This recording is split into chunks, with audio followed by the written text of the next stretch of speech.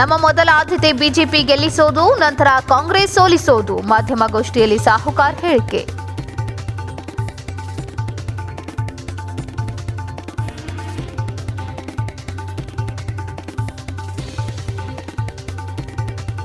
ಕೊನೆಗೂ ಈಡೇರಿದ ರೈತರ ಬೇಡಿಕೆ. ಕೃಷಿ ಕಾಯ್ದೆ ರದ್ದು ಮಾಡಿ ಮೋದಿ ಸರ್ಕಾರದ ಆದೇಶ. ಬೈಲಹೊಂಗಲದಲ್ಲಿ ವಿಜಯೋತ್ಸವ.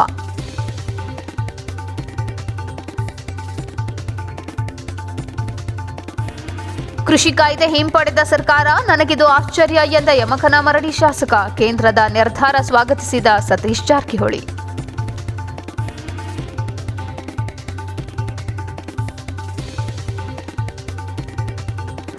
ರಾಜ್ಯಾದ್ಯಂತ ಕನ್ನಡ ಸಾಹಿತ್ಯ ಪರಿಷತ್ ಚುನಾವಣೆ. ಡಾಕ್ಟರ್ ಮಹೇಶ್ ಜೋಶಿ ಬೆಂಬಲಿಸುವಂತೆ ಕರೆ. ಆರ್ಎಸ್ಎಸ್ ನಾಯಕರಿಂದ ಹೇಳಿಕೆ.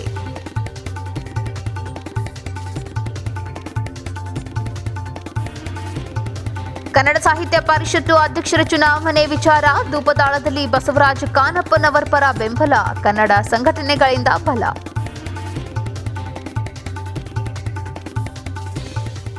S9 TV ಬುಲೆಟಿನ್ಗೆ ಸ್ವಾಗತ. ನಾನು ವಿದ್ಯಾಶ್ರೀ ಪೂಜಾರ್. ನಮ್ಮ ಮೊದಲ ಆದ್ಯತೆ ಬಿಜೆಪಿ ಪಕ್ಷದ ಅಭ್ಯರ್ಥಿಯನ್ನ ಗೆಲ್ಲಿಸುವುದು.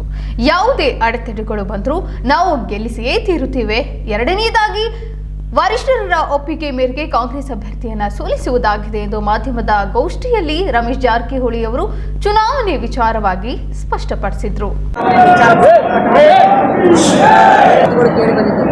ಆ ವಿಚಾರಕ್ಕೆ ಸಂಬಂಧಪಟ್ಟಂತೆ ಈಗಾಗಲೇ ಲಖನ್ ಜಾರಕಿಹೊಳಿ ಸಿದ್ಧತೆ ಮಾಡಿಕೊಂಡಿದ್ದಾರೆ ಪಕ್ಷೇತರ ಅಭ್ಯರ್ಥಿಯಾಗಿ. ಹಾಗಿದ್ರೆ ಪಕ್ಷ ತಮ್ಮ ಹಿರಿಯ ಸಹೋದರ ಬಾರಿ ಚುನಾವಣೆಗೆ ಎದುರಿಸ್ತಾರ ಅಥವಾ ಇಲ್ಲ ಅಂತ ನೋಡಿ, ನಾನು ಸ್ಪಷ್ಟಪಡಿಸ್ತೀನಿ. ಮೊದಲ ಆದ್ಯತೆ ಬಿಜೆಪಿ ಪಕ್ಷದ ಅಭ್ಯರ್ಥಿ ಗೆಲ್ಲಿಸೋದು. ಮಹಂತೇಶ್ ಗೌಡ ಮಠ ಮೊದಲ ಸುತ್ತಲೇ ಗೆಲ್ಲಿಸುವಂಥ ಎಲ್ಲ ಪ್ರಯತ್ನವನ್ನು ನಮ್ಮ ಬಿಜೆಪಿ ಪಕ್ಷ ತಯಾರಿ ಮಾಡ್ಕೋತೀವಿ. ಆಮೇಲೆ ಎರಡನೇದು ಕಾಂಗ್ರೆಸ್ ಸೋಲಿಸ್ಬೇಕಾಗಿದೆ. ಅಲ್ಲಿ ಯಾರು ನಿಲ್ತಾರ ನೋಡೋಣ. ಆದರೆ ವರಿಷ್ಠರ ಒಪ್ಪಿಗೆ ಮೇರೆಗೆ ಎರಡನೇ ಸೀಟ್ ತಯಾರಿ ಮಾಡಿದ್ರು ನಾವು. ನೋಡಿರಿ, ಲಖನ್ ಜಾರಕಿಹೊಳಿ ಪಕ್ಷದ ನಿಲ್ಲೋದು ಮಾಧ್ಯಮದಲ್ಲಿ ನೋಡಿದೆ. ನಾವು ವೈಯಕ್ತಿಕ ಭೇಟಿಯಾಗಿಲ್ಲ. ಹಂಗೆ ನಾವು ಹಂಗೆ ಕೂಡಿರ್ಬೋದು. ಅವ್ರ ಪೇಪರ್ದಲ್ಲಿ ಕನ್ನಡ ಪೇಪರ್ದಲ್ಲಿ ನೋಡಿದ್ದೀನಿ ನಾವು. ಆ ಪಕ್ಷ ನಿಂತರೆ ಅವರ ಸ್ವಂತ ನಿರ್ಣಯ. ಆದರೆ ಒಂದೇ ನಾವು ಕಾಂಗ್ರೆಸ್ ಸೋಲಿಸ್ಬೇಕಾದ್ರೆ ಯಾರು ಇರ್ತಾರೋ ಅವ್ರಿಗೆ ನೋಡೋಣ. ಈ ಮೊದಲ ಪಾಠ ಆದರೆ ನಮ್ಮ ಮಾಧ್ಯಮಗಳಿಗೆ ಗೆಲ್ಲೋದು. ಇಷ್ಟೇ ನಮ್ಮ ಫಸ್ಟ್ ಉದ್ದೇಶ. ತಾವೇನಾದರೂ ಎಲ್ಲರನ್ನ ಒಗ್ಗೂಡಿಸುವಂತ ಪ್ರಯತ್ನ, ಯಾಕಂತಂದ್ರೆ ಕೆಲ ನಾಯಕರು ನಿಮ್ಗ ಈ ಬಿಜೆಪಿ ಅಭ್ಯರ್ಥಿ ಗೆಲುವಿಗೆ ಎಷ್ಟರ ಮಟ್ಟಿಗೆ ಕೆಲಸ ಮಾಡ್ಬೋದು? ಯಾಕಂತಂದ್ರೆ ಬೇರೆ ಬೇರೆ ನಾಯಕರು ಇರೋದ್ರಿಂದ ಯಾವ ರೀತಿ ಒಗ್ಗೂಡಿಸುವಂತ ಕೆಲಸ ಮಾಡ್ತೀವಿ ಅಂತ. ನೋಡ್ರಿ, ಬಿಜೆಪಿ ಅಭ್ಯರ್ಥಿ ಕಳೆದ ಬಾರಿ ನಮ್ಮಿಂದ ಸ್ವಲ್ಪ ತಪ್ಪಾಗಿತ್ತು. ನಾನು ಕಾಂಗ್ರೆಸ್ ಪಕ್ಷ ಶಾಸಕದಾಗ ಒಂದನೇ ಮತ ಭಾಳ ವಿವೇಕರು ಹಾಕಿಸಿಬಿಟ್ಟು, ಎರಡನೇ ಮತ ಮಾತೆ ದುಡ್ಡು ಹಾಕಿರಕ್ಕಿಲ್ಲ. ಈ ಸಲ ಮಾದೇಶ್ಗೆ ಹಾಕಿ ಎರಡನೇ ಮತ ಫಸ್ಟ್ ಮಾದೇಶ್ ಹಾಕೋದು, ಎರಡನೇ ಮತ ಕಾಂಗ್ರೆಸ್ ವರ್ಷಕ್ಕೆ ಹಾಕೋದು. ಇಷ್ಟೇ ನಮ್ಮ ಕಾಂಗ್ರೆಸ್. ವಿಧಾನಸಭಾ ಚುನಾವಣೆ, ಪರಿಷತ್ ಚುನಾವಣೆಯಲ್ಲಿ ರಮೇಶ್ ಜಾರಕಿಹೊಳಿ ಯಾರು ಬಿಜೆಪಿ ನಾಯಕರು ಓಡಾಡ್ತಿಲ್ಲ. ಇಲ್ಲ, ಸುಳ್ಳು ಅದೆಲ್ಲ. ಈಗಾಗಲೇ ನೀವು ನೋಡ್ರಿ, ನಾನು ಪ್ರಚಾರ ಮಾಡ್ತೀರಿ, ಅವ್ರು ಪ್ರಚಾರ ಮಾಡ್ತಾರೆ. ಎಲ್ಲರೂ ಮೂಲೆಯಲ್ಲೂ ಸಾಮಾನ್ಯ ಕಾರ್ಯಕರ್ತರು ಮಂಡಲ ಅಂತ ಹಿಡಿದು ಎಲ್ಲ ಉನ್ನತ ಮಟ್ಟ ಎಲ್ಲರೂ ಕೆಲಸ ಮಾಡ್ತಾರೆ. ಒಪ್ಪಿಗೆ ಕೊಟ್ಟರೆ ಎರಡನೇ ಅಭ್ಯರ್ಥಿಯಾಗಿ ಲಖನ್ ಜಾರಕಿಹೊಳಿ ಒಂದೇ. ಯಾಕೆ ನಮ್ಗೆ ಒಂದೇ ಅಭ್ಯರ್ಥಿ, ಎರಡನೇ ಅಭ್ಯರ್ಥಿ ನೋಡೋಣ. ಫಸ್ಟ್ ನಮ್ಮ ಎರಡನೇ ಅಭ್ಯರ್ಥಿ ಗೊಂದಲ ಆಗ್ತದೆ, ಮೊದಲಿಂದ ರೂಢಿ ಇದೆ. ಒಂದೇ ಅಭ್ಯರ್ಥಿ ಕೊಡಲಿ, ಎರಡನೇ ಅಭ್ಯರ್ಥಿ ಕೊಡೋದು ಬೇಡ ಅಂತ ಮುಂದೆ ಮಾಡಿದ್ರೆ ಕಾಂಗ್ರೆಸ್ ಇಂದ ವಿವೇಕರಾವ್ ಪಾಟೀಲ್ ಅನ್ಯಾಯ ಆಗಿದೆ. ಈಗ ಅವ್ರ ಮನೆಗೆ ಹೊರಟದ. ಈಗ ಅಲ್ಲೇ ಊಟದ ನಮ್ಗೆ. ಸರ್, ಒಂದು ವಿಚಾರ ಪ್ರಸ್ತಾಪ ಮಾಡಿದ್ರಿ ಈಗ ತಾವು ಭಾಷಣದಲ್ಲಿ. 2018ರ ಸಾರ್ವತ್ರಿಕ ವಿಧಾನಸಭೆ ಚುನಾವಣೆಯಲ್ಲಿ ಒಬ್ಬ ಬೆಳಗಾವಿಯಲ್ಲಿರ್ತಕ್ಕಂಥ ಒಬ್ಬ ಪ್ರಮುಖ ಲೀಡರು ತಮ್ಮ ಹೆಸರನ್ನ ಮುಂದೆ ಮಾಡಿ ಇದು ಏನಂತಂದ್ರೆ ಚುನಾವಣೆ ಗೆದ್ರು. ಈ ಚುನಾವಣೆಯಲ್ಲಿ ಜಾರಕಿಹೊಳಿ ಸಹೋದರರು ಮತವನ್ನ ವಿಭಜನೆ ಮಾಡೋದಿಲ್ಲ ನೋಡಿ. ಅವಾಗ ಉಸ್ತುವಾರಿ ಸಚಿವನಾಗಿ ನಮ್ಮ ನೇತೃತ್ವ ದೊಡ್ಡ ಮಾತಲ್ಲ. ಆದರೆ ಅವಾಗ ಉಪಯೋಗ ಮಾಡ್ಕೊಂಡು ಒಂದು ತಾಸಿನಲ್ಲೇ ಚೇಂಜ್ ಬೆಂಗಳೂರು ನೇತೃತ್ವ ಒಂದು ತಾಸಲ್ಲೇ ಬೆಂಗಳೂರು ನೇತೃತ್ವ. ಈಗೂ ಹಂಗೆ ಸತೀಶ್ ಜಾರಕಿಹೊಳಿ ತಗೊಂಡು ಮತ್ತು ಬೆಂಗಳೂರು ನೇತೃತ್ವ ಮಾಡೋದು. ಈ ಸಲ ಹಂಗೆ ಭಾಳ ಸಲ MLA ಇದ್ರೆ ಅವರು ಹುಷಾರದಾರೆ. ಯಾವಾಗ ಏನು ಮಾಡ್ತಾರೆ ಮಂತ್ರಿ ಯಾವಾಗ ಆಗ್ತೀರಿ?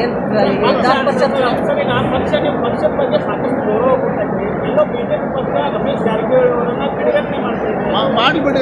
ಕಾರ್ಯಕರ್ತ ಇರ್ತಲ್ಲ ಕಡೆಗೆ, ಕಾರ್ಯಕರ್ತರ MLA ಇರ್ತಲ್ಲ, ಸಾಕು ಹೆಪ್ಪೇದು ನಾವು.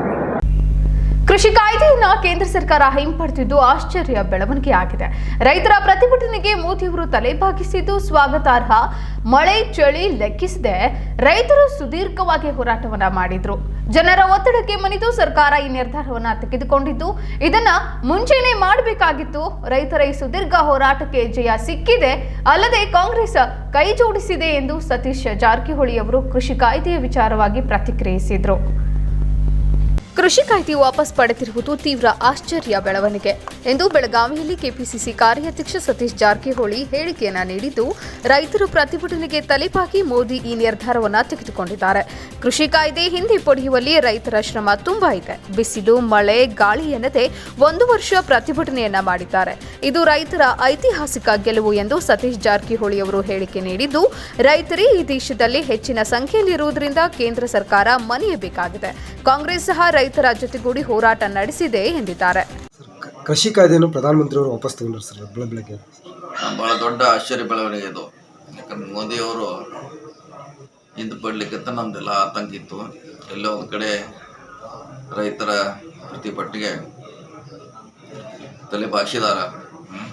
ಜನರ ಹೋರಾಟಕ್ಕೆ, ರೈತರ ಹೋರಾಟಕ್ಕೆ ಗೌರವವನ್ನು ಕೊಟ್ಟಿದ್ದಾರೆ. ಮತ್ತು ಅದು ಗೌರವ ಕೊಡಲಿಕ್ಕೆ ಅವ್ರ ತ್ಯಾಗ ರೈತರು ಭಾಳ ಇದೆ. ಅವರು ಸುಮಾರು 1 ವರ್ಷಕ್ಕಿಂತ ಹೆಚ್ಚು ಮಳೆ ಚಳಿ ಬಿಸಿಲು ಲೆಕ್ಕಿಸದೆ ವಿಶೇಷವಾಗಿ ದೇಶ ತುಂಬ ಮತ್ತು ಹರಿಯಾಣ ಪಂಜಾಬ್ ಉತ್ತರ ಪ್ರದೇಶ್ ಭಾಳ ಸುದೀರ್ಘ ಹೋರಾಟ ಮಾಡಿದ್ದಾರೆ. ಸೊ ಹೀಗಾಗಿ ಇದು ಜನರ ಐತಿಹಾಸಿಕ ಗೆಲುವು ಅಂತ ಹೇಳಬೇಕಾಗ್ತದೆ. ಇದರಲ್ಲಿ ಅವರನ್ನು BJP ಅವ್ರನ್ನ ಅಭಿನಂದಿಸೋದಾಗಲಿ ಒಳ್ಳೆ ಕೆಲಸ ಮಾಡಿ ಹೇಳೋಕ್ಕಾಗಲ್ಲ. ಜನರ ಒತ್ತಡಕ್ಕೆ ಮಾಡಿದವರು ಇದನ್ನು ಮಾಡಿದಾರೆ. ಇದನ್ನು ಮುಂಚೆನೇ ಮಾಡಬೇಕಾಗಿತ್ತು. ಪ್ರಾರಂಭಿಕ ದಿನಗಳೇ ಮಾಡಿದರೆ ಇದರ ಅವರು ಕೂಡ ಗೌರವ ಸಿಗ್ತಿತ್ತು. ಆದರೆ ದೀರ್ಘ ಹೋರಾಟ ನಂತರ ಇವತ್ತು BJP ಪ್ರಧಾನಮಂತ್ರಿ ಮೋದಿ ಅವರು ತಲೆ ಬಾಚಿದ್ದಾರೆ. ಇದು ರೈತರಿಗೆ ಸಿಕ್ಕಂಥ ಜಯ ಅಂತ ಕೂಡ ನಾವು ಸಂತೋಷ ಪಡ್ತಾ ಇದ್ದೀವಿ. ಮತ್ತು ಕಾಂಗ್ರೆಸ್ ಪಕ್ಷ ಕೂಡ ಇದಕ್ಕೆ ತನ್ನದೇ ಆದಂಥ ಪಕ್ಷದ ಅಡಿಯಲ್ಲಿ ನಾವು ಕೂಡ ಅವ್ರ ಪರವಾಗಿ ಹೋರಾಟ ಮಾಡಿದ್ದೀವಿ. ಸೊ ಬೇರೆ ಪಕ್ಷಗಳು ಕೂಡ BJP ಹತ್ರ ಪಕ್ಷಗಳು ಕೂಡ ಭಾಳಷ್ಟು ಹೋರಾಟ ಮಾಡಿದ್ದಾವೆ. ಸೊ ಬುದ್ಧಿಜೀವಿಗಳು ಹೋರಾಟ ಮಾಡಿದ್ದಾರೆ. ಭಾಳ ಜನ ಇದಕ್ಕೆ ಬೆಂಬಲನ ತಿಳಿಸ್ತಾರೆ. ಅವ್ರಿಗೆಲ್ಲರಿಗೂ ಇದು ಜಯ ಅಂತ ನಾವು ಭಾವಿಸ್ಬೇಕಾಗ್ತದೆ. ಸರ್ ಪಂಚರಾಜ್ಯಗಳು ಚುನಾವಣೆ ನಡೆದಿದೆ ಸರ್. ನೆಕ್ಸ್ಟ್ ಚುನಾವಣೆ ಆಯಿತು. ಈಗಾಗಲೇ ಭಯ ಇದೆ ಅವ್ರಿಗೆಲ್ಲೋ ಒಂದು ಕಾಡ್ತಾ ಇದೆ. ಏಕಪಕ್ಷಿ ನಿರ್ಧಾರ ಅವರೆಲ್ಲ ಕಾಡ್ತಾ ಇದೆ. ಸೊ ಹೀಗಾಗಿ ರೈತರೇ ನಮಗೆ ಹೆಚ್ಚು, ದೇಶದಲ್ಲಿರೋರು ರೈತರೇ ಹೆಚ್ಚು ಸಂಖ್ಯೆಯಲ್ಲಿದ್ದಾರೆ. ಸೊ ಅದರ ಆತಂಕದಿಂದ ಅವರು ಇವತ್ತು ಹಿಂದೆ ಪಡೆದಿದ್ದಾರೆ. ಒಟ್ಟಾರೆಯಾಗಿ ಇದು ರೈತರ ಐತಿಹಾಸಿಕ ಜಯ. ದುಪ್ಪದಳ ಪ್ರವಾಸಿ ಮಂದಿರದಲ್ಲಿ ವಿವಿಧ ಸಂಘಟನೆಯ ಪದಾಧಿಕಾರಿಗಳು ಸೇರಿ ಬರುವ ನವೆಂಬರ್ 21 ಭಾನುವಾರದಂದು ನಡೆಯಲಿರುವ ಕನ್ನಡ ಸಾಹಿತ್ಯ ಪರಿಷತ್ತು ಚುನಾವಣೆಯ ಜಿಲ್ಲಾ ಅಧ್ಯಕ್ಷ ಸ್ಥಾನಕ್ಕೆ ಸ್ಪರ್ಧಿಸುವ ಅಭ್ಯರ್ಥಿಯಾದ ಬಸವರಾಜ್ ಕಾನಪ್ಪನವರ್ ಇವರಿಗೆ ಬೆಂಬಲ ನೀಡುವ ಸಲುವಾಗಿ ಸಭೆಯನ್ನ ಹಮ್ಮಿಕೊಂಡಿದ್ರು. ಸಭೆಯಲ್ಲಿ ಎಲ್ಲರೂ ಒಗ್ಗೂಡಿ ಅವರಿಗೆ ಬೆಂಬಲ ವ್ಯಕ್ತಪಡಿಸಿದ್ರು. ದುಪ್ಪದಳ ಪ್ರವಾಸಿ ಮಂದಿರದಲ್ಲಿ ವಿವಿಧ ಸಂಘಟನೆಯ ಪದಾಧಿಕಾರಿಗಳು ಕೂಡಿಕೊಂಡು ಬರುವ ನವೆಂಬರ್ 21 ಭಾನುವಾರ ನಡೆಯುವ ಕನ್ನಡ ಸಾಹಿತ್ಯ ಪರಿಷತ್ತು ಚುನಾವಣೆಯ ಜಿಲ್ಲಾ ಅಧ್ಯಕ್ಷ ಸ್ಥಾನಕ್ಕೆ ಸ್ಪರ್ಧಿಸುವ ಅಭ್ಯರ್ಥಿಯಾದ ಬಸವರಾಜ್ ಕಾನಪ್ಪನವರ್ ಇವರಿಗೆ ಬೆಂಬಲ ಕೊಡುವ ಸಲುವಾಗಿ ಸಭೆಯನ್ನ ಕರೆದು ಸಭೆಯಲ್ಲಿ ಎಲ್ಲರೂ ಒಗ್ಗೂಡಿ ಅವರಿಗೆ ಬೆಂಬಲ ವ್ಯಕ್ತಪಡಿಸಿದ್ರು. ಈ ಸಂದರ್ಭದಲ್ಲಿ ಕನ್ನಡ ರಕ್ಷಣಾ ವೇದಿಕೆಯ ರಾಜ್ಯಾಧ್ಯಕ್ಷರಾದ ಕೆಂಪಣ್ಣ ಚೌಕಾಶಿ, ಕರ್ನಾಟಕ ರಕ್ಷಣಾ ವೇದಿಕೆಯ ಸಂತೋಷ್ ಅರಳಿಕಟ್ಟಿ, ಬನ್ನದ ರಾಜ್ಯಾಧ್ಯಕ್ಷ ಪ್ರಶಾಂತ್ ಅರಳಿಕಟ್ಟಿ, ಕನ್ನಡ ಸೇನೆಯ ತಾಲೂಕು ಅಧ್ಯಕ್ಷರಾದ ಅಪ್ಪಾಸಾಹೇಬ್ ಮುಲ್ಲಾ ಮತ್ತು ಕರ್ನಾಟಕ ರಕ್ಷಣಾ ವೇದಿಕೆಯ ಜಿಲ್ಲಾ ಸಂಚಾಲಕರಾದ ರೆಹಮಾನ್ ಮೊಕಾಸಿ, ರವಿ ನಾವಿ, ಶಶಿ ಚೌಕಾಶಿ ಹಾಗೂ ಅನೇಕ ಸಂಘಟನೆಯ ಪದಾಧಿಕಾರಿಗಳು ಹಾಜರಿದ್ದರು. ಉದ್ದೇಶ ಏನು ಸರ್? ಸರ್, ಗಡಿನಾಡ ಮೊದಲನೇದಾಗಿ ಗಡಿನಾಡು ಬೆಳಗಾವಿಯ ಎಲ್ಲ ಒಂದು ಕನ್ನಡ ಮನಸ್ಸುಗಳಿಗೆ ನಮಸ್ಕಾರ ಮಾಡುತ್ತಾ, ಏನೈತೆ ಅಂದ್ರೆ ನಮ್ಮ ಕರ್ನಾಟಕ ಒಂದು ಕನ್ನಡ ಸಾಹಿತ್ಯ ಪರಿಷತ್ತದ ಇತಿಹಾಸವನ್ನು ನೋಡ್ಬೇಕಾದ್ರೆ ಅದು ಒನ್ವೇ ಆಗಿತ್ತು. ಇನ್ನೂರಿಗೆ ಒಂದೇ ಯಾರೋ ಒಂದು ಏನು ಸೂಚಿದವ್ರು ಮಾಡೋ ಹತ್ರ ಆಗ್ತಾಯಿತ್ತು. ಅವರು ಇನ್ನೂ ಒಬ್ಬರ ಕೈಗೊಂಬೆಯಾಗಿ ಕೈ ಮಾಡ್ತಾಯಿದ್ರು. ಏನಾಗಿದೆ, ಮೊದಲ ಬಾರಿಗೆ ಒಂದು ಕನ್ನಡ ಪರ ಹೋರಾಟಗಾರರು ಬೆಳಗಾವಿಯಲ್ಲಿ ಕನ್ನಡ ಪರ ಹೋರಾಟಗಾರರೇನ MESನ ಇವತ್ತು ನಿರ್ನಾಮ ಮಾಡಿದರು. ಆಮೇಲೆ ಇದನ್ನು ಮಾಡಿದಾರಲ್ಲ, ಅದೇ ರೀತಿಯಾಗಿ ಭಾಳಷ್ಟು ಕನ್ನಡ ಪರ ಹೋರಾಟಗಾರರ ಭಾಳಷ್ಟು ದೊಡ್ಡ ಒಂದು ಕೊಡುಗೆ ಐತಿ. ಅದಕ್ಕಾಗಿ ಒಂದು ಕನ್ನಡ ಬೆಳಿಬೇಕಾದ್ರೆ, ಆಮೇಲೆ ಬೆಳಗಾವಿ, ವಿಶೇಷವಾಗಿ ಬೆಳಗಾವಿಯಲ್ಲಿ ಕನ್ನಡ ಬೆಳಿಬೇಕು, ಕನ್ನಡ ಒಂದು ಕಂಪು ಪಸರಿಸಬೇಕಾದ್ರೆ ಏನಾಗೈತಿ, ಒಬ್ಬ ಕನ್ನಡ ಪರ ಹೋರಾಟಗಾರ ಕನ್ನಡ ಸಾಹಿತ್ಯ ಪರಿಷತ್ ಅಧ್ಯಕ್ಷ ಆಗಬೇಕಾಗಿದೆ. ಅದಕ್ಕಾಗಿ ನಾವೆಲ್ಲ ಒಂದು ನಮ್ಮ ಘಟಪ್ರಭಾ ಸುತ್ತಮುತ್ತ ಭಾಗದ ಕನ್ನಡ ಪರ ಸಂಘಟನೆಗಳು, ನಮ್ಮ ಚೌಕಾಶಿ ಅವರು ಇರ್ಬೋದು, ರವಿ ನಾವಿಯವರು ಇರ್ಬೋದು, ನಮ್ಮ ಅಪ್ಪಾಸಾಬ್ ಮುಲ್ಲಾ ಅವರು ಇರ್ಬೋದು, ನಮ್ಮ ಪ್ರಶಾಂತ್ ಹಳ್ಳಿಕಟ್ಟಿ ಇರ್ಬೋದು, ಸಿದ್ದು ಅವರು ಇರ್ಬೋದು, ನಮ್ಮ ಸಿದ್ದು ಎಲ್ಲ ಇರ್ಬೋದು, ನಮ್ಮ ಕನ್ನಡ ಪರ ಸಂಘಟನೆಗಳು ಏನೈತೆ ಒಂದು ಬಸವರಾಜ ಕಾನಪ್ಪನವರು ಕನ್ನಡ ಪರ ಹೋರಾಟಗಾರರು, ಅವ್ರಿಗೆ ಒಂದು ಬೆಂಬಲ ನೀಡಿ ಅವ್ರನ್ನ ಒಂದು ಆರಿಸ್ತರುವಂಥ ಎಲ್ಲರೂ ಆಗಬೇಕು. ನಾವು ಕೂಡ ಅವ್ರಿಗೆ ಬೆಂಬಲ ನೀಡ್ತೇವೆ ಅಂತ ಈ ಸಂದರ್ಭದಲ್ಲಿ ಹೇಳಕ್ಕೆ ಇಷ್ಟಪಡ್ತಾ ಇದ್ದೀನಿ. ಬರುವ ದಿನಾಂಕ 21/11/2021 ನಡೆಯುವ ಕರ್ನಾಟಕ ಸಾಹಿತ್ಯ ಪರಿಷತ್ ಬೆಳಗಾವಿ ಜಿಲ್ಲಾ ಅಧ್ಯಕ್ಷ ಸ್ಥಾನಕ್ಕೆ ನಮ್ಮ ಕನ್ನಡ ಹೋರಾಟಗಾರರಾದ ಬಸವರಾಜ ಕಣ್ಣಪ್ಪನವರು ಇವರಿಗೆ ನಾವು ಇಲ್ಲಿ ಘಟಪ್ರಭಾ ಭಾಗದ ಎಲ್ಲ ಕನ್ನಡ ಪರ ಸಂಘಟನೆ ಮನಸ್ಸುಗಳು ಕನ್ನಡ ಪರ ಸಂಘಟನೆಯವರು ಕೂಡಿಕೊಂಡು ನಾವು ಅವರಿಗೆ ಬೆಂಬಲ ಕೊಡ್ತೀವಿ. ಯಾಕೆ ಬೆಂಬಲ ಕೊಡಬೇಕು ಅಂತಂದ್ರೆ, ಈ ಕನ್ನಡ ಸಾಹಿತ್ಯ ಪರಿಷತ್ತಿಗೆ ಕನ್ನಡಿಗ ಹೋರಾಟಗಾರ ಯಾರು ತನ ನಿಂತಿರ್ಕಿಲ್ಲ. ಈ ಸಲ ಪ್ರಥಮ ನಿಂತಿದ್ದಾರೆ. ಕನ್ನಡ ಹೋರಾಟಗಾರರದ್ದು ಬಹಳಷ್ಟು ಮುಂಚೂಣಿಯಲ್ಲಿದೆ. ಯಾಕಂತಂದ್ರೆ MESನವ್ರ ವಿರುದ್ಧ ಹೋರಾಟ, ಗಡಿ ಭಾಗದ ವಿರುದ್ಧ, ಕಿತ್ತೂರು ಕರ್ನಾಟಕ ಮಾಡಬೇಕಾದ್ರೆ ಕನ್ನಡಿಗರದ ಭಾಳ ಶ್ರಮ ಇದೆ. ಅದಕ್ಕೆ ನಾವೆಲ್ಲರೂ ಕೂಡಿ ಒಬ್ಬ ಕನ್ನಡ ಹೋರಾಟಗಾರನ ಆಯ್ಕೆ ಮಾಡಿಕೊಡೋಕ್ಕಾಗಿ ಅವರಿಗೆ ನಾವು ಬೆಂಬಲ ಕೊಡ್ತೀವಿ ಈ ಸಂದರ್ಭದಲ್ಲಿ. ಕಳೆದ 355 ದಿನಗಳಿಂದ ಮನೆ ಮಠಗಳನ್ನ ತೊರೆದು ಕೃಷಿ ಕಾಯ್ದೆಗಳನ್ನ ವಿರೋಧಿಸಿ ದೆಹಲಿಯಲ್ಲಿ ರೈತರು ಪ್ರತಿಭಟನೆಯನ್ನ ನಡೆಸಿದ್ದರ ಫಲವಾಗಿ ಇಂದು ಜಯ ದೊರಕಿದೆ. ಪ್ರಧಾನಿ ನರೇಂದ್ರ ಮೋದಿ ಅವರು ಈ ದಿನ ಅಧಿಕೃತವಾಗಿ ಕೃಷಿ ಕಾಯ್ದೆಗಳನ್ನ ಹಿಂಪಡೆಯುವುದಾಗಿ ಹೇಳಿಕೆ ನೀಡಿದ ಬೆನ್ನಲ್ಲೇ ಇಡೀ ದೇಶದಾದ್ಯಂತ ರೈತ ಬಾಂಧವರು ಸಂಭ್ರಮಾಚರಣೆಯಲ್ಲಿ ತೊಡಗಿದ್ರು. ಇತ್ತ ಬೈಲಹೊಂಗಲ ಪಟ್ಟಣದ ಕುಲಕರ್ಣಿ ಗಲ್ಲಿಯಲ್ಲಿನ ರೈತ ಸಂಘದ ತಾಲೂಕು ಕಚೇರಿಯಲ್ಲಿಯೂ ಕೂಡ ಪದಾಧಿಕಾರಿಗಳು ತಮ್ಮ ಹರ್ಷವನ್ನ ವ್ಯಕ್ತಪಡಿಸಿದ್ದು ಹೀಗೆ.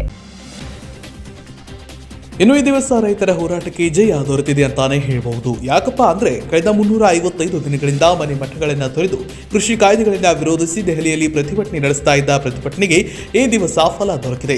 ಪ್ರಧಾನಿ ನರೇಂದ್ರ ಮೋದಿ ಅವರು ಈ ದಿವಸ ಅಧಿಕೃತವಾಗಿ ಕೃಷಿ ಕಾಯ್ದೆಗಳಿಂದ ಹಿಂಪಡೆಯುವುದಾಗಿ ಹೇಳಿಕೆ ನೀಡಿದ ಬೆನ್ನಲ್ಲೇ ಇಡೀ ದೇಶಾದ್ಯಂತ ರೈತ ಬಾಂಧವರು ಸಂಭ್ರಮಾಚರಣೆಯಲ್ಲಿ ತೊಡಗಿದ್ದಾರೆ.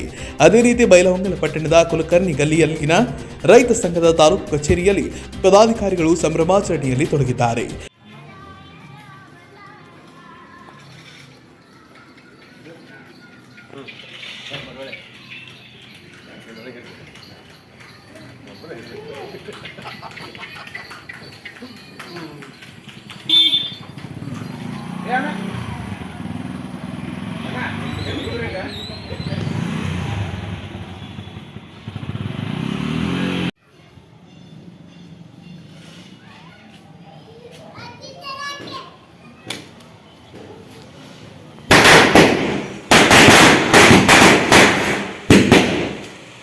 ಕರ್ನಾಟಕ ರಾಜ್ಯ ರೈತ ಸಂಘಕ್ಕೆ ಕರ್ನಾಟಕ ರಾಜ್ಯ ರೈತ ಸಂಘಕ್ಕೆ ಹಸಿರು ಸೇನೆಗೆ ಹಸಿರು ಸೇನೆಗೆ ರೈತ ಚಳವಳಿಗೆ ರೈತ ಹೋರಾಟಕ್ಕೆ ರೈತ ಮಹಿಳೆಯರಿಗೆ ಕರ್ನಾಟಕ ರಾಜ್ಯ ರೈತ ಸಂಘಕ್ಕೆ ಕೃಷಿ ಕಾಯ್ದೆ ತಿದ್ದುಪಡಿ ಮಾಡಿದ ನರೇಂದ್ರ ಮೋದಿಜಿ ಅವರಿಗೆ ಕರ್ನಾಟಕ ರಾಜ್ಯ ರೈತ ಸಂಘಕ್ಕೆ ರೈತ ಚಳವಳಿಗೆ ಅನ್ನದಾತರಿಗೆ ಕರ್ನಾಟಕ ರಾಜ್ಯ ರೈತ ಸಂಘಕ್ಕೆ ಹಸಿರು ಸೇನೆಗೆ ಹಸಿರು ಸೇನೆಗೆ ರೈತರ ಹೋರಾಟಕ್ಕೆ ಜೈ ಜವಾನ್ ಜೈ ಜವಾನ್ ಜೈ ಜವಾನ್ ಜೈ ಕಿಸಾನ್. ಇನ್ನು ಈ ಪ್ರಯುಕ್ತವಾಗಿ ತಾಲೂಕು ಕಚೇರಿಯಲ್ಲಿ ಬೈಲಹೊಂಗಲ ತಾಲೂಕು ಅಧ್ಯಕ್ಷ ಮಡಿವಾಳಪ್ಪ ಹಿರೇಹೊಳಿ ಸುದ್ದಿಗಾರರೊಂದಿಗೆ ಮಾತನಾಡಿ ಕನ್ನಡ ಪರ, ರೈತ ಪರ ಹಾಗೂ ದಲಿತ ಪರ ಸಂಘಟನೆಗಳಿಗೆ ಅಭಿನಂದನೆ ತಿಳಿಸುವುದರ ಮೂಲಕ 355 ದಿನಗಳ ಕಾಲ ನಡೆದ ಹೋರಾಟದಲ್ಲಿ ಪ್ರಾಣತ್ಯಾಗ ಮಾಡಿದ ರೈತ ಕುಟುಂಬಗಳಿಗೆ 25 ಲಕ್ಷ ರೂಪಾಯಿ ಪರಿಹಾರ ನೀಡುವಂತೆ ಆಗ್ರಹಿಸಿದರು. 3 ಕೃಷಿ ಕಾಯ್ದೆಗಳು ಕೇಂದ್ರ ಸರ್ಕಾರವು ವಾಪಸ್ ಪಡೆದಿರುವುದು ಸ್ವಾಗತಾರ್ಹ. ಮೊದಲನೇದಾಗಿ ನಮ್ಮ ರಾಜ್ಯಾಧ್ಯಕ್ಷರಾದ ಕೋಡಿಹಳ್ಳಿ ಚಂದ್ರಶೇಖರ್ ಅವರ ಸೇರಿದಂತೆ ಈ ನಮ್ಮ ರಾಷ್ಟ್ರದ ನಾಯಕರಾದ ರಾಕೇಶ್ ಟಿಕಾಯತ್, ಯುಧವೀರ್ ಸಿಂಗ್ ಅವರು ಇರಬಹುದು. ಅದರ ಜೊತೆಗೆ ನಮ್ಮ ನಾಡಿನ ಎಲ್ಲಾ ರೈತಪರ ಸಂಘಟನೆಗಳು ಮುಖಂಡರು ದಲಿತ ಸಂಘಟನೆ ಮುಖಂಡರು ಹಾಗೂ ಕೂಲಿ ಕಾರ್ಮಿಕರ ಮೊದಲು ಮಾಡಿಕೊಂಡು ನಾಡಿನ ಅನ್ನದಾತರಿಗೆ ಅಭಿನಂದನೆ ಸಲ್ಲಿಸುವಿಕೆ ಇಚ್ಛೆ ಪಡುತ್ತೇವೆ. ನಿರಂತರವಾಗಿ ದೆಹಲಿಯಲ್ಲಿ 355 ದಿನಗಳ ಕಾಲ ಕುಟುಂಬವನ್ನು ತೊರೆದು ರೈತ ಕುಲವ ಉಳಿವಿಗಾಗಿ ಹೋರಾಟ ನಡೆಸಿದ ನನ್ನ ರೈತ ಬಾಂಧವರಿಗೆ ವಿಶೇಷ ಅಭಿನಂದನೆ ಸಲ್ಲಿಸುತ್ತೇನೆ. ಅದರೊಂದಿಗೆ ಹೋರಾಟ ಸಂದರ್ಭದಲ್ಲಿ ಪ್ರಾಣ ತ್ಯಾಗ ಮಾಡಿದ ರೈತರಿಗೆ ಕುಟುಂಬಗಳಿಗೆ 25 ಲಕ್ಷ ಪರಿಹಾರ ಘೋಷಣೆ ಮಾಡಬೇಕೆಂದು ಈ ದಿವಸ ಕರ್ನಾಟಕ ರಾಜ್ಯ ರೈತ ಸಂಘ ಹಾಗೂ ಹಸಿರು ಸೇನೆ ಬೈಲಹೊಂಗಲ ತಾಲೂಕಾ ಕಚೇರಿಯಿಂದ ಆಗ್ರಹಿಸುತ್ತೇನೆ. ಮಹಿಳಾ ತಾಲೂಕು ಅಧ್ಯಕ್ಷೆ ಮಂಜುಳಾ ಮಲ್ಲಾಪುರ ಮಾತನಾಡಿ, ಆಗಸ್ಟ್ 15 ದೇಶಕ್ಕೆ ಸ್ವಾತಂತ್ರ್ಯ ದಿನವಾದರೆ ನವೆಂಬರ್ 19 ರೈತರ ಸ್ವಾತಂತ್ರ್ಯ ದಿನವಾಗಿ ಕರೆಯಬಹುದಾಗಿದೆ ಅಂತ ಹೇಳಿದರು. ಕೇಂದ್ರ ಸರ್ಕಾರ 3 ಕೃಷಿ ಕಾಯ್ದೆಗಳನ್ನು ವಾಪಸ್ ಪಡೆದುಕೊಂಡದ್ದು ಸ್ವಾಗತಾರ್ಹ. ಅವತ್ತು ಆಗಸ್ಟ್ 15ರಂದು ಭಾರತಕ್ಕೆ ಸ್ವಾತಂತ್ರ್ಯೋತ್ಸವ. ಇವತ್ತು ನಮ್ಮ ನವೆಂಬರ್ 19ರಂದು ರೈತರಿಗೆ ಸ್ವಾತಂತ್ರ್ಯೋತ್ಸವ. ಎಲ್ಲ ವಿಜಯೋತ್ಸವಕ್ಕೆ ಕಾರಣರಾದ ಎಲ್ಲ ನನ್ನ ರೈತ ಪರ ಸಂಘಟನೆಗಳು ಮತ್ತು ತಾಲೂಕಾ ಘಟಕದಿಂದ ಅಭಿನಂದನೆಗಳು. ಏನು ಈ ಸಂದರ್ಭದಲ್ಲಿ ತಾಲೂಕು ಉಪಾಧ್ಯಕ್ಷ ಈರಪ್ಪ ಎತ್ತಿನಮನಿ, ಉಪಾಧ್ಯಕ್ಷ ಆನಂದ ಪೂರ್ಣಿ ಕಾಮಠ, ಆನಂದ ಹುಲಿ, ತಾಲೂಕು ಸಂಚಾಲಕ ಶಿವು ಜೋಳದ್, ತಾಲೂಕು ಮಹಿಳಾ ಉಪಾಧ್ಯಕ್ಷೆ ಗೀತಾ ಕಡಟ್ಟಿ ಸೇರಿದಂತೆ ರೈತ ಬಾಂಧವರು ಈ ಸಂದರ್ಭದಲ್ಲಿ ಉಪಸ್ಥಿತರಿದ್ದರು. Eshwar ಶಿಂಡಿದಾರ್, S9 TV, Bailhongal. ಇದೀಗ ಒಂದು ಸಣ್ಣ ವಿರಾಮ. ಅಲ್ಲಿಯವರೆಗೂ ನೋಡ್ತಾ ಇರಿ S9 TV.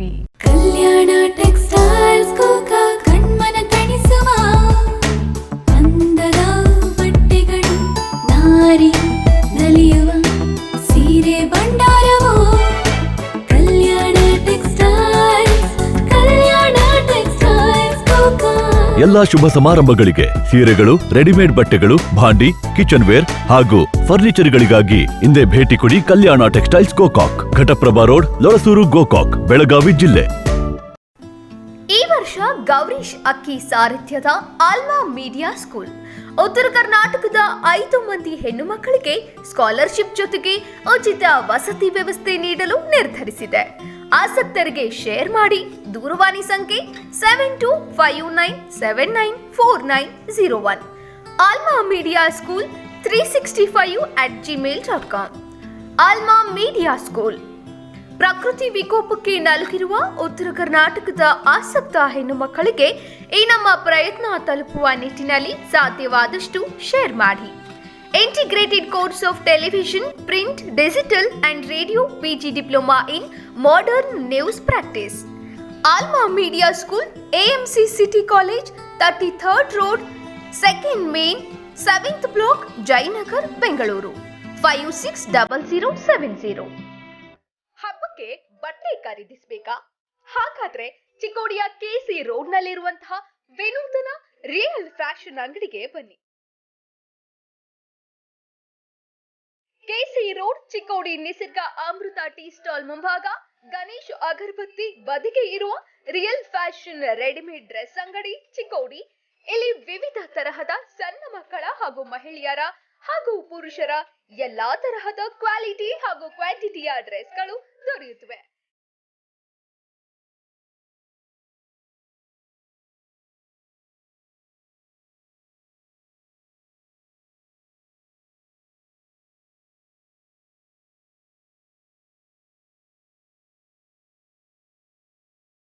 ಹೆಚ್ಚಿನ ಮಾಹಿತಿಗಾಗಿ ಸಂತೋಷ್ ಪಾಲನ್ಕರ್ ಹಾಗೂ ಸುನಿಲ್ ಪಾಲನ್ಕರ್ ಇವರನ್ನ ಸಂಪರ್ಕಿಸಿ. ಫೋನ್ ವಿಳಾಸ 9916900380 ಹಾಗೂ 8747003081. ಈ ನಂಬರ್ಗೆ ಕರೆ ಮಾಡಿ. ದೀಪಾವಳಿ ಹಬ್ಬದ ಉಡುಗೊರೆಯ ವಿನೂತನ ಬಟ್ಟೆ ಸಹ ಇಲ್ಲಿ ದೊರೆಯುತ್ತವೆ.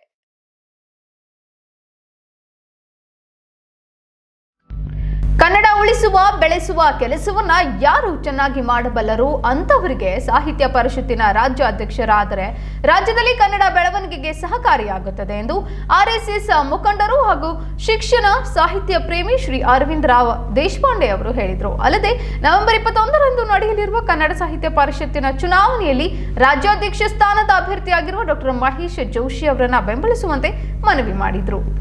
ಇದೇ ತಿಂಗಳು 21ರಂದು ನಡೆಯಲಿರುವ ಕನ್ನಡ ಸಾಹಿತ್ಯ ಪರಿಷತ್ತಿನ ಚುನಾವಣೆಯಲ್ಲಿ ರಾಜ್ಯಾಧ್ಯಕ್ಷ ಸ್ಥಾನದ ಅಭ್ಯರ್ಥಿಯಾಗಿರುವ ಡಾಕ್ಟರ್ ಮಹೇಶ್ ಜೋಶಿ ಅವರನ್ನು ಬೆಂಬಲಿಸುವಂತೆ ಆರ್ಎಸ್ಎಸ್ ಮುಖಂಡರು ಹಾಗೂ ಶಿಕ್ಷಣ ಸಾಹಿತ್ಯ ಪ್ರೇಮಿ ಶ್ರೀ ಅರವಿಂದರಾವ್ ದೇಶಪಾಂಡೆ ಮನವಿ ಮಾಡಿದರು. ಅಥಣಿ ಪಟ್ಟಣದ ಖಾಸಗಿ ಹೋಟೆಲ್ ಒಂದರಲ್ಲಿ ನಡೆದ ಸುದ್ದಿಗೋಷ್ಠಿಯಲ್ಲಿ ಶ್ರೀ ಅರವಿಂದರಾವ್ ದೇಶಪಾಂಡೆ ಮಾತನಾಡಿ, ಕನ್ನಡ ಉಳಿಸುವ ಬೆಳೆಸುವ ಕೆಲಸವನ್ನ ಯಾರು ಚೆನ್ನಾಗಿ ಮಾಡಬಲ್ಲರು ಅಂಥವರು ಸಾಹಿತ್ಯ ಪರಿಷತ್ತಿನ ರಾಜ್ಯ ಅಧ್ಯಕ್ಷರಾದರೆ ರಾಜ್ಯದಲ್ಲಿ ಕನ್ನಡ ಬೆಳವಣಿಗೆಗೆ ಸಹಕಾರಿಯಾಗುತ್ತದೆ. ಇನ್ನು ಬೆಳಗಾವಿಯ ಜಿಲ್ಲಾ ಅಧ್ಯಕ್ಷ ಸ್ಥಾನಕ್ಕೆ ಮಂಗಳ ಮೆಟಗುಡ್ ಅವರು ಅಭ್ಯರ್ಥಿಯಾಗಿದ್ದು ಅವರನ್ನ ಸಹ ಬೆಂಬಲಿಸುವುದರೊಂದಿಗೆ ಕನ್ನಡ ನಾಡು, ನುಡಿ, ನೆಲ, ಜಲ, ಸಾಹಿತ್ಯ, ಸಂಸ್ಕೃತಿ, ಪರಂಪರೆ ಉಳಿಸಿ ಬೆಳೆಸುವ ನಿಟ್ಟಿನಲ್ಲಿ ಸಹಕಾರಿಯಾಗಿದೆ ಎಂದರು. ಕನ್ನಡ ಸಾಹಿತ್ಯ ಪರಿಷತ್ತಿಗೆ 106 ವರ್ಷಗಳ ಇತಿಹಾಸ ಇದೆ. ಈಗ ರಾಜ್ಯ ಅಧ್ಯಕ್ಷರ ಚುನಾವಣೆ ನಡೀತಾ ಇರೋದು ನಮಗೆಲ್ಲರೂ ಗೊತ್ತಿದ್ದಂಥ ಸಂಗತಿ.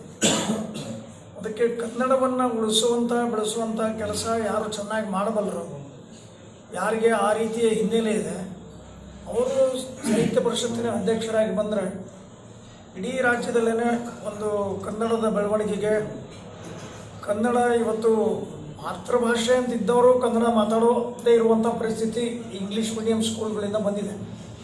ಹಾಗೆ ಇಂಗ್ಲೀಷ್ ವಿರೋಧಿಗಳಲ್ಲ, ಆದರೆ ನಮ್ಮ ನಾಡಿನಲ್ಲೇ ಕನ್ನಡ ಉಳಿಲಿಲ್ಲ ಅಂದ್ರೆ ನಾವೆಲ್ಲಿ ಕನ್ನಡ ಉಳಿಸೋರಿದ್ದೀವಿ. ಆದರೂ ಈಗ ನಮಗಿಂತ ಹೆಚ್ಚು ಅಮೇರಿಕಾದಲ್ಲಿ ಕನ್ನಡ ಚೆನ್ನಾಗಿ ಕನ್ನಡ ಸಂಘ ಮಾಡಿ ಅಲ್ಲೆಲ್ಲ ಉಳಿಸ್ತಾ ಇದೆ. ಅಂದರೆ ಕರ್ನಾಟಕದಲ್ಲಿನೂ ಕನ್ನಡ ಉಳಿಸೋದು ಬೆಳೆಸೋದು ಇವತ್ತು ಭಾಳ ನಿತಾಂತ ಅವಶ್ಯಕತೆ ಇದ್ದಂಥ ಸಂದರ್ಭ. ಅದಕ್ಕೆ ಮಹೇಶ್ ಜೋಶಿಯವರು ಕನ್ನಡ ಸಾಹಿತ್ಯ ಪರಿಷತ್ತಿನ ರಾಜ್ಯ ಮಟ್ಟದ ಅಧ್ಯಕ್ಷ ಚುನಾವಣೆಗೆ ಸ್ಪರ್ಧಿಯಾಗಿ ನಿಂತಿದ್ದಾರೆ. ಮಹೇಶ್ ಜೋಶಿ ಮತ್ತು ಮಂಗಳ ಮೆಟಗುಡ್ ಇವರಿಗೆ ಎಲ್ಲ ಮತದಾರರು ಬೆಂಬಲ ಕೊಟ್ಟು ಅವರು ಆರಿಸ್ತಿರಬೇಕು ಅಂತ ನಾವೆಲ್ಲರೂ ಒಕ್ಕಲಿಂದ ಹೇಳ್ಕೊತೀವಿ. ಇದೇ ಸಂದರ್ಭದಲ್ಲಿ ಸಾಹಿತ್ಯ ಮತ್ತು ಸಾಂಸ್ಕೃತಿಕ ಸಂಘದ ಅಧ್ಯಕ್ಷರಾದ ಮಲ್ಲಿಕಾರ್ಜುನ್ ಕನಶೆಟ್ಟಿ, ಸಾಹಿತ್ಯ ಆಸಕ್ತರಾದ ಆನಂದ ಟೋನ್ಪಿ, ನ್ಯಾಯವಾದಿಗಳಾದ ರಾವ್ ಸಾಬ್ ಜಕ್ನೂರ್ ಸೇರಿದಂತೆ ಹಲವರು ಉಪಸ್ಥಿತರಿದ್ದರು. Prashant Hiremani, S9 TV, Athani. ಕೇಂದ್ರ ಸರ್ಕಾರ 3 ಕೃಷಿ ಕಾಯ್ದೆಗಳನ್ನು ಜಾರಿಗೊಳಿಸುವ ಮುನ್ಸೂಚನೆಯನ್ನ ನೀಡಿದ್ದಾಗಿನಿಂದಲೂ ಈ ಕಾಯ್ದೆಗಳನ್ನು ವಿರೋಧಿಸಿ ಇಲ್ಲಿಯ ತನಕ ಹೋರಾಟ ಮಾಡಿದ ಅನ್ನದಾತರಿಗೂ ಹಾಗೂ ಅನ್ನದಾತರ ಹೋರಾಟಕ್ಕೆ ಬೆಂಬಲಿಸಿದ ಎಲ್ಲ ರೈತ ಹೋರಾಟಗಾರರಿಗೆ ರಾಜ್ಯ ಮಹಿಳಾ ಕಾಂಗ್ರೆಸ್ ಘಟಕದ ಉಪಾಧ್ಯಕ್ಷೆ ವೀಣಾ ವಿಜಯಾನಂದ್ ಕಾಶ್ಯಪ್ನವರವರು ಅಭಿನಂದನೆಯನ್ನ ತಿಳಿಸಿದ್ದಾರೆ. ಕರಾಳ 3 ಕೃಷಿ ಕಾಯ್ದೆಗಳನ್ನು ರದ್ದುಗೊಳಿಸಿದ ಕೇಂದ್ರ ಸರ್ಕಾರದ ನಿರ್ಧಾರ ದೇಶದ ಬೆನ್ನೆಲುಬು ಅನ್ನದಾತರಿಗೆ ದೊರಕಿದ ಅಭೂತಪೂರ್ವ ಗೆಲುವಾಗಿದೆ. ಕೇಂದ್ರ ಸರ್ಕಾರ 3 ಕೃಷಿ ಕಾಯ್ದೆಗಳನ್ನು ಜಾರಿಗೊಳಿಸುವ ಮುನ್ಸೂಚನೆ ನೀಡಿದ್ದಾಗಿನಿಂದಲೂ ಈ ಕಾಯ್ದೆಗಳನ್ನು ವಿರೋಧಿಸಿ ಇಲ್ಲಿಯ ತನಕ ಹೋರಾಟ ಮಾಡಿದ ಅನ್ನದಾತರಿಗೂ ಹಾಗೂ ಅನ್ನದಾತರ ಹೋರಾಟಕ್ಕೆ ಬೆಂಬಲಿಸಿದ ಎಲ್ಲ ರೈತ ಹೋರಾಟಗಾರರಿಗೂ ಅಭಿನಂದನೆಗಳು ಮಾಧ್ಯಮದ ಮುಖಾಂತರ ತಿಳಿಸಿದರು. ವೀಣಾ ವಿಜಯಾನಂದ್ ಕಾಶ್ಯಪ್ನವರು ರಾಜ್ಯ ಮಹಿಳಾ ಕಾಂಗ್ರೆಸ್ ಘಟಕದ ಉಪಾಧ್ಯಕ್ಷೆ ಹೇಳಿದ್ದಾರೆ. ಎಲ್ಲರಿಗೂ ನಮಸ್ಕಾರ.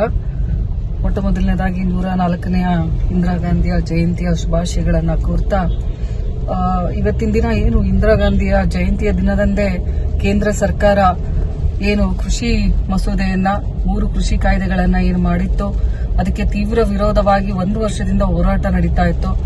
ಸತತವಾಗಿ 1 ವರ್ಷದಿಂದ 7,000ಕ್ಕೂ ಹೆಚ್ಚು ಜನ ರೈತರು ಪ್ರಾಣವನ್ನ ಕಳ್ಕೊಂಡಿದ್ದಾರೆ. ಅದಾದ ನಂತರ ಚುನಾವಣೆ ಮುಂದೆ ಬರುವಂತ ರಾಜ್ಯದ 5 ರಾಜ್ಯದ ವಿಧಾನಸಭಾ ಚುನಾವಣೆ ಅಂಗವಾಗಿ ಈಗ ಕೆಲವಾರು ಕ್ಷೇತ್ರಗಳಲ್ಲಿ ಸೋತಿರುವ ಒಂದು ಭೀತಿಯಲ್ಲಿ ಇವತ್ತು ಕೇಂದ್ರ ಸರ್ಕಾರ ಮಸೂದೆಯನ್ನ ವಾಪಸ್ ತಕೊಳ್ಳೋದ್ರ ಮೂಲಕ ಇವತ್ತು ಇಂದಿರಾ ಗಾಂಧಿ ಅವರಿಗೆ ಕೇಂದ್ರ ಸರ್ಕಾರ ನೀಡಿರುವ ಕೊಡುಗೆ ಅಂತ ಹೇಳೋದಕ್ಕೆ ಬಯಸ್ತೀನಿ. ಇಂದಿರಾ ಗಾಂಧಿಯ ಒಂದು ಆಸೆನೂ ಕೂಡ ರೈತರ ಪರವಾಗಿ ಇತ್ತು, ದೀನ ದಲಿತರ ಪರವಾಗಿ ಉಳುವವನೇ ಭೂಮಿಯ ಒಡೆಯ ಅಂತೇಳಿ ಇಂದಿರಾ ಗಾಂಧಿ ಅವರು ಏನ್ ಮಾಡಿದ್ರು ಅದಕ್ಕೆ ನಿಜವಾದ ಅರ್ಥ ಇವತ್ತು ಇಂದಿರಾ ಗಾಂಧಿ ಅವರ ಜಯಂತಿಯ ದಿನ ಸಿಕ್ಕಿದೆ ಅಂತ ಹೇಳೋದಕ್ಕೆ ಬಯಸ್ತೀನಿ. ಕೇಂದ್ರ ಸರ್ಕಾರ ತನ್ನ ಚುನಾವಣೆಯ ಸೋಲಿನ ಭೀತಿಯ ಅಂಗವಾಗಿ ಇವತ್ತು ಮಸೂದೆನ ವಾಪಸ್ ತಕೊಳ್ಳೋದ್ರ ಮೂಲಕ ಇವತ್ತು ನಿಜವಾಗ್ಲೂ ರೈತರಿಗೆ ಇವತ್ತು ಕೇಂದ್ರದಲ್ಲಿ ರಾಜ್ಯದಲ್ಲಿ ಒಂದು ಜಯ ಸಿಕ್ಕಂತಾಗಿದೆ. ಧರ್ಮಕ್ಕೆ ಯಾವತ್ತಿದ್ರೂ ಜಯ ಅನ್ನೋದನ್ನ ಇವತ್ತು ನಿರೂಪಣೆ ಆಗಿದೆ ಮತ್ತೊಮ್ಮೆ ಅಂತ ಹೇಳೋದಕ್ಕೆ ಬಯಸ್ತೀನಿ. ವಂದನೆಗಳು. Sachin Salimath, S9 TV, Ilkal. ರಾಯಚೂರು ಕೊಪ್ಪಳ ವಿಧಾನ ಪರಿಷತ್ ಚುನಾವಣೆಯಲ್ಲಿ ಸ್ಪರ್ಧಿಸಲು ಕಾಂಗ್ರೆಸ್ ಅಭ್ಯರ್ಥಿಯಾದ ಶರಣ್ಗೌಡ ಬಯ್ಯಾಪುರ್ ಅವರು ಇಂದು ಜಿಲ್ಲಾಧಿಕಾರಿಗಳ ಕಚೇರಿಗೆ ಆಗಮಿಸಿ ನಾಮಪತ್ರ ಸಲ್ಲಿಕೆಯನ್ನ ಮಾಡಿದರು. ಅದರ ಕಂಪ್ಲೀಟ್ ಡೀಟೇಲ್ ಇಲ್ಲಿದೆ. ಇಂದು ರಾಯಚೂರು ಕೊಪ್ಪಳ ವಿಧಾನಸಭಾ ಪರಿಷತ್ ಚುನಾವಣೆಯ ಕಾಂಗ್ರೆಸ್ ಅಭ್ಯರ್ಥಿಯಾದ ಶರಣ್ಗೌಡ ಬಯ್ಯಾಪುರ್ ಅವರು ಜಿಲ್ಲಾಧಿಕಾರಿಗಳ ಕಚೇರಿಗೆ ಆಗಮಿಸಿ ನಾಮಪತ್ರ ಸಲ್ಲಿಕೆ ಮಾಡಿದರು. ಈ ಸಂದರ್ಭದಲ್ಲಿ ಮಾಜಿ ವಿಧಾನ ಪರಿಷತ್ ಸದಸ್ಯರು, ಎಐಸಿಸಿ ಕಾರ್ಯದರ್ಶಿಯಾದ NS ಬೋಸ್ರಾಜ್, ರಾಯಚೂರು ಜಿಲ್ಲಾ ಕಾಂಗ್ರೆಸ್ ಸಮಿತಿ ಅಧ್ಯಕ್ಷ ಮಾಜಿ ಸಂಸದ BB ನಾಯಕ್, ಕೊಪ್ಪಳ ಶಾಸಕ ರಾಘವೇಂದ್ರ ಹೆಟ್ನಾಳ, ಲಿಂಗಸಗೂರು ಶಾಸಕ ಡಿಎಸ್ ಹುಲ್ಗೇರಿ, ಮಸ್ಕಿ ಕ್ಷೇತ್ರದ ಶಾಸಕ ಬಸನಗೌಡ ತುರುವಿಹಾಳ್ ಇನ್ನಿತರೆ ಜಿಲ್ಲೆಯ ಹಿರಿಯ ಕಾಂಗ್ರೆಸ್ ಮುಖಂಡರು ಹಾಗೂ ಯುವ ಕಾಂಗ್ರೆಸ್ ಮುಖಂಡರು ಭಾಗವಹಿಸಿದರು. Basavaraj Hunnur, S9 TV, Lingasugur. ಕೇಂದ್ರ ಸರ್ಕಾರ ಜಾರಿಗೆ ತಂದಿದ್ದ 3 ವಿವಾದಿತ ಕೃಷಿ ಕಾಯ್ದೆಗಳನ್ನು ವಿರೋಧಿಸಿ ಇಡೀ ರಾಷ್ಟ್ರವ್ಯಾಪಿ ಕಳೆದ 1.5 ವರ್ಷಗಳಿಂದ ಪ್ರತಿಭಟನೆಗಳನ್ನ ಮಾಡಲಾಗಿತ್ತು. ಅನ್ನದಾತನ ಪ್ರತಿಭಟನೆಗೆ ಮಣಿದು ಕೇಂದ್ರ ಸರ್ಕಾರ ವಿವಾದಿತ 3 ಕೃಷಿ ಕಾಯ್ದೆಗಳನ್ನು ವಾಪಸ್ ಪಡೆದ ಹಿನ್ನೆಲೆಯಲ್ಲಿ ಯಾದಗಿರಿ ಜಿಲ್ಲೆಯ ಸುರಪುರ ನಗರದ ಗಾಂಧಿ ವೃತ್ತದಲ್ಲಿ ವಿವಿಧ ಸಂಘಟನೆಗಳ ಮುಖಂಡರು ಪಟಾಕಿ ಸಿಡಿಸಿ ಸಿಹಿ ಹಂಚಿ ಸಂಭ್ರಮಿಸಿದರು. ಕೇಂದ್ರ ಸರ್ಕಾರ ಜಾರಿಗೆ ತಂದಿದ್ದ 3 ವಿವಾದಿತ ಕೃಷಿ ಕಾಯ್ದೆಗಳನ್ನು ವಿರೋಧಿಸಿ ಇಡೀ ರಾಷ್ಟ್ರವ್ಯಾಪಿ ಕಳೆದ 1.5 ವರ್ಷಗಳಿಂದ ಪ್ರತಿಭಟನೆಗಳನ್ನು ಮಾಡಲಾಗಿತ್ತು. ಅನ್ನದಾತ ಪ್ರತಿಭಟನೆಗೆ ಮಣಿದು ಕೇಂದ್ರ ಸರ್ಕಾರ ವಿವಾದಿತ 3 ಕೃಷಿ ಕಾಯ್ದೆಗಳನ್ನು ವಾಪಸ್ಸು ಪಡೆದ ಹಿನ್ನೆಲೆಯಲ್ಲಿ ಯಾದಗಿರಿ ಜಿಲ್ಲೆಯ ಸುರಪುರ ನಗರದ ಗಾಂಧಿ ವೃತ್ತದಲ್ಲಿ ವಿವಿಧ ಸಂಘಟನೆಗಳ ಮುಖಂಡರು ಪಟಾಕಿ ಸಿಡಿಸಿ ಸಿಹಿ ಹಂಚಿ ಸಂಭ್ರಮಿಸಿದ್ದಾರೆ.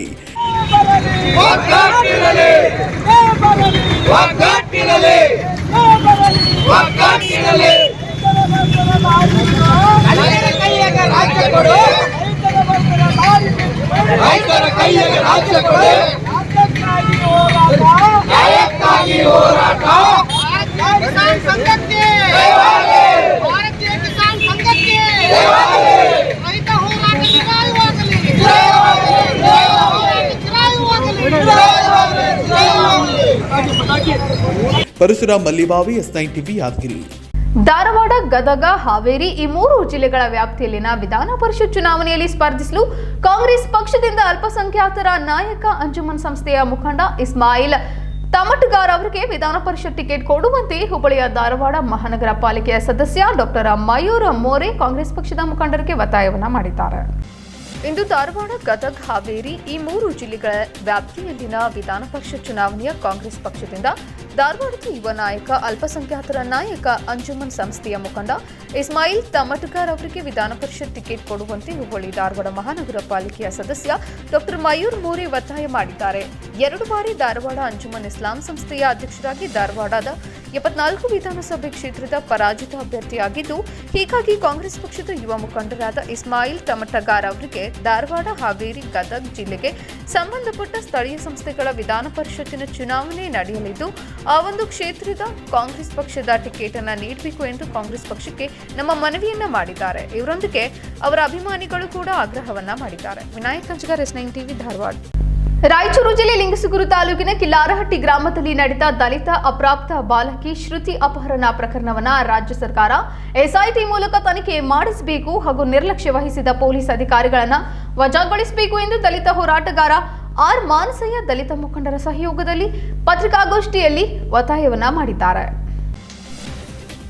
ರಾಯಚೂರು ಜಿಲ್ಲೆ ಲಿಂಗಸಗೂರು ತಾಲೂಕಿನ ಕಿಲ್ಲಾರಹಟ್ಟಿ ಗ್ರಾಮದಲ್ಲಿ ನಡೆದ ದಲಿತ ಅಪ್ರಾಪ್ತ ಬಾಲಕಿ ಶ್ರುತಿ ಅಪಹರಣ ಪ್ರಕರಣವನ್ನು ರಾಜ್ಯ ಸರ್ಕಾರ ಎಸ್ಐಟಿ ಮೂಲಕ ತನಿಖೆ ಮಾಡಿಸಬೇಕು ಹಾಗೂ ನಿರ್ಲಕ್ಷ್ಯ ವಹಿಸಿದ ಪೊಲೀಸ್ ಅಧಿಕಾರಿಗಳನ್ನು ವಜಾಗೊಳಿಸಬೇಕು ಎಂದು ದಲಿತ ಹೋರಾಟಗಾರ ಆರ್ ಮಾನಸಯ್ಯ ಒತ್ತಾಯ ಮಾಡಿದರು. ಮುದಗಲ್ ಪಟ್ಟಣದ ಬ್ರಹ್ಮಶ್ರೀ ಹೋಟೆಲ್ನಲ್ಲಿ ಕರೆದ ಜಿಲ್ಲಾ ದಲಿತ ಮುಖಂಡರ ಸಹಯೋಗದ ಪತ್ರಿಕಾಗೋಷ್ಠಿಯಲ್ಲಿ ಮಾತನಾಡಿದರು.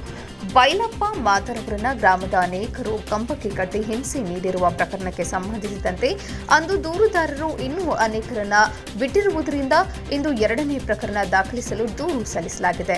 4 ದಿನಗಳವರೆಗೆ ಗಡುವು ನೀಡುತ್ತೇವೆ. ಅದರೊಳಗೆ ಆ ಎಲ್ಲ ಆರೋಪಿತರನ್ನ ಬಂಧಿಸದಿದ್ದರೆ ರಾಯಚೂರಿನ ಎಸ್ಪಿ ಕಚೇರಿ ಮುಂದೆ ಜಿಲ್ಲೆಯ ದಲಿತರು ಧರಣಿ ಮಾಡುವುದಾಗಿ ಎಚ್ಚರಿಕೆ ನೀಡಿದ್ದಾರೆ.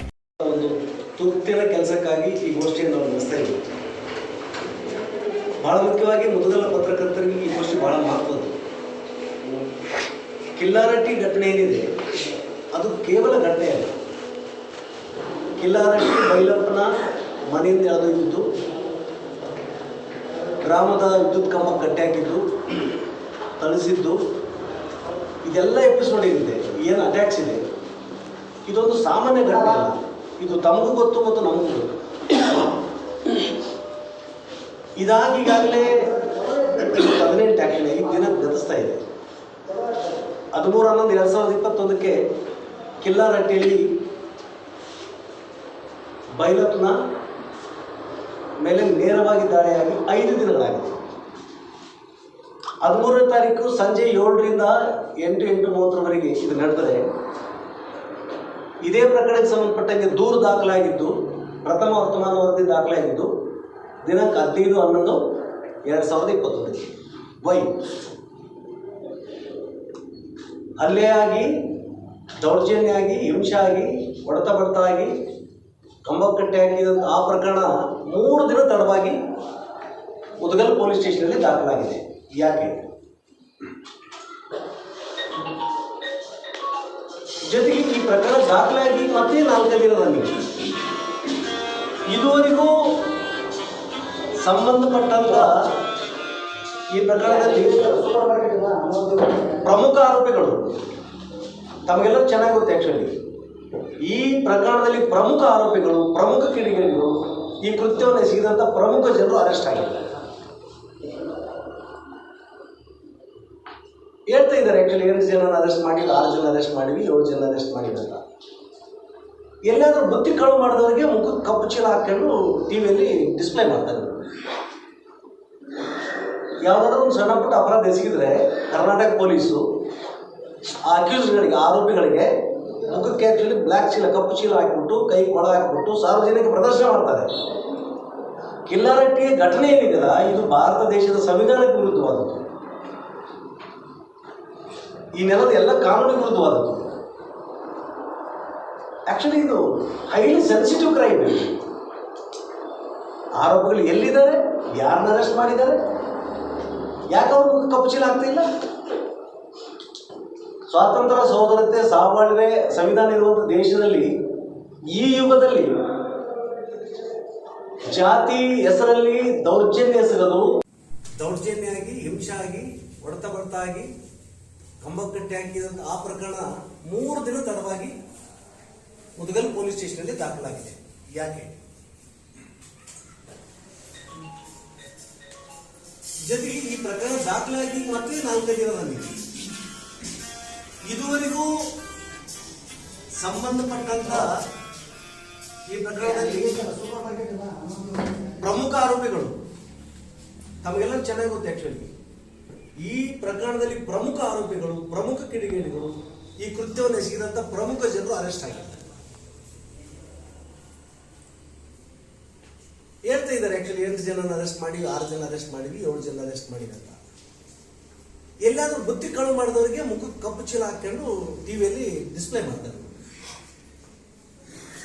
ಯಾವುದಾದ್ರೂ ಒಂದು ಸಣ್ಣ ಪುಟ್ಟ ಅಪರಾಧ ಎಸಗಿದ್ರೆ ಕರ್ನಾಟಕ ಪೊಲೀಸು ಆ ಅಕ್ಯೂಸ್ಗಳಿಗೆ, ಆರೋಪಿಗಳಿಗೆ ಮುಖಕ್ಕೆ ಆಕ್ಚುಲಿ ಬ್ಲ್ಯಾಕ್ ಚೀಲ, ಕಪ್ಪು ಚೀಲ ಹಾಕಿಬಿಟ್ಟು, ಕೈ ಕೊಳ ಹಾಕಿಬಿಟ್ಟು ಸಾರ್ವಜನಿಕ ಪ್ರದರ್ಶನ ಮಾಡ್ತಾರೆ. ಕಿಲ್ಲಾರಟ್ಟಿಯ ಘಟನೆ ಏನಿದೆಯಲ್ಲ. ಈ ಪತ್ರಿಕಾಗೋಷ್ಠಿಯಲ್ಲಿ ದಾನಪ್ಪ, ಹನುಮಂತಪ್ಪ, ಕಾಕರ್ಕಲ್, ಪ್ರಭು, ರಾಜ್ ಕೊಡ್ಲಿ, ದೊಡ್ಡಪ್ಪ ಮಸ್ಕಿ, ಚಿನ್ನಪ್ಪ ಕೊಟ್ರಕ್ಕಿ, HR ಬಡಗೇರಿ, ಶ್ರೀಮತಿ ರೇಣುಕಮ್ಮ, ಆನಂದ್ ಪೈಂಟರ್, ವೆಂಕಟೇಶ್ ಶಿರಿಮನಿ, ಹನುಮಂತಪ್ಪ ಆಶಿಹಾಳ್, ಸ್ಥಳೀಯ ಜಿಲ್ಲಾ ಮಟ್ಟದ ದಲಿತ ಮುಖಂಡರು ಉಪಸ್ಥಿತರಿದ್ದರು. Basavaraj ಊನೂರು, S9 TV, Lingasugur. ಇವಿಷ್ಟು ಇವತ್ತಿನ ಸುದ್ದಿಗಳು. ಹೆಚ್ಚಿನ ಸುದ್ದಿಗಾಗಿ ನೋಡ್ತಾ ಇರಿ S9 TV. ಸುದ್ದಿ ನಿಮ್ಮಿಂದ, ಸದ್ದು ನಮ್ಮಿಂದ.